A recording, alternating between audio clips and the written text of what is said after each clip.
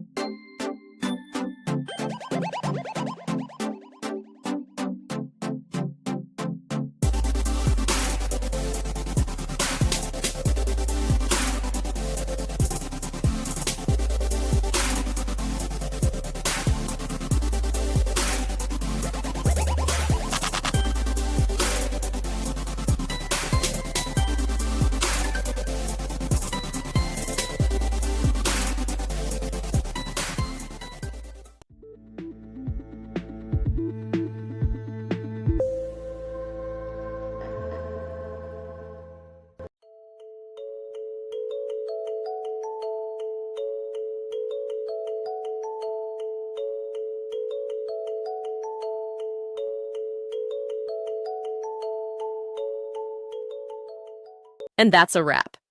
I hope you found the answer you were looking for. If you did, take a second to hit that subscribe button. It really helps out. And let me know in the comments which solution worked best for you. See you next time in the debug zone.